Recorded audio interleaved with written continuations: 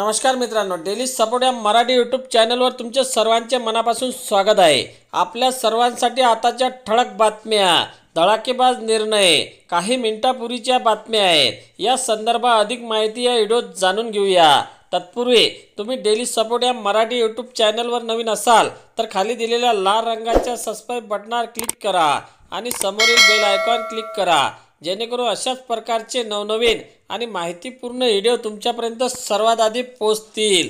तर चला काय बातम्या आहेत सविस्तर जाणून घेऊया। तर पहिली मोठी बातमी बघा, उपमुख्यमंत्री अजित पवार म्हणाले की रोज सकाळी उठून कोणीतरी बळच असते, मला त्या फांद्यात पळायचे नाही, त्यांना काही उत्तर देत बसण्यापेक्षा मला कामे करायची आहेत, असे म्हणत ठाकरे गटाचे खासदार संजय राऊतवर निशाणा साधला। काल एक घटना घडली, दोघं फेसबुकवर लाईव्ह करत होते, पण एकाने अचानकपणे दुसऱ्याला बंदुकीने गोळ्या घातल्या। आता दोघे बंदिस्त ठिकाणी गप्पा मारत असतील तर ते मित्र आहेत असंच वाटणार, पोलिसांनीही तेच वाटलं, पण नंतर एका दुसऱ्या मित्राला गोळ्या घातल्या। आता फेसबुक लाईव्हवर हे घडलं, हे बघा पोलिसाचेच काम करतोय, आम्ही कोणतेही राजकीय हस्तक्षेप करत नाही, असे अजित पवार म्हणाले। त्यानंतर बघा, समीर वानखडे यांच्या अडचणीत वाढ झाल्याचे पाहायला मिळत आहे। सक्तवसुली संचालनालयाने यांच्या विरोधात मनी लॉन्ड्रिंगचा गुन्हा दाखल केला आहे। वानखडे यांनी गुन्हा रद्द करण्यासाठी आणि संभाव्य अटकेची कारवाई विरोधात उच्च न्यायालयात धाव घेतल्याचे कळत आहे। त्यानंतर बघा, तुमचे आई वडील जर संतोष बांगरला मतदान करत नसतील तर तुम्ही 2 दिवस उपाशी राहा, असा अजब सल्ला त्यांनी शाळकरी विद्यार्थ्यांना दिला। आमदार बांगर यांच्या मतदारसंघातील लाख या गावच्या दौऱ्यावर असताना शाळेत भेट दिली, तेव्हा त्यांनी विद्यार्थ्यांसोबत संवाद साधला। त्यांनी हा सल्ला दिला। कळमनुरीचे शिवसेना शिंदे गटाचे आमदार संतोष बांगर नेहमीच काही ना काही कारणास्तव वादाच्या भोवऱ्यात सापडतात। तुमचे आई वडील संतोष बांगरला मतदान करत नसतील तर 2 दिवस उपाशी राहा, अशी आगळीवेगळी सूचना त्यांनी शाळकरी विद्यार्थ्यांना केली। तुमचे आई वडील जर दुसऱ्यांना मतदान करत असतील तर 2 दिवस जेवायचे नाही, जोपर्यंत तुमचे आई वडील संतोष बांगर यांना मतदान करत नाही तोपर्यंत जेवण करणारच नाही, असा अनोखा वेगळा सल्ला त्यांनी शाळकरी मुलांना दिला।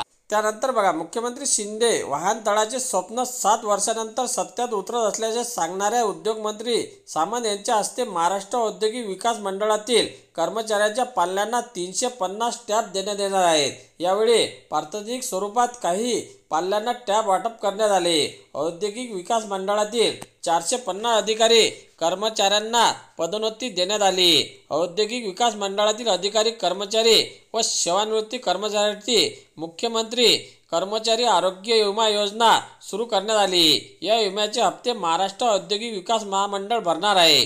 प्रास्ताविक महाराष्ट्र औद्योगिक विकास महामंडळाचे मुख्य कार्यकारी अधिकारी बिपिन शर्मा यांनी केले। त्यानंतर बघा, सरकारने 2 दिवसात विशेष अधिवेशन बोलून अधिसूचनेचे रूपांतर करावे, असे आवाहन मराठा आंदोलक मनोज जरांगे पाटील यांनी केले आहे। अहमदनगरच्या श्रीगोंदा येथे झालेल्या सभेत बोलताना जरांगे म्हणाले, सरकारने सगळ्या सोयऱ्याचे ओबीसी मध्ये सामायिक करण्यासंबंधी अध्यादेश काढले आहे।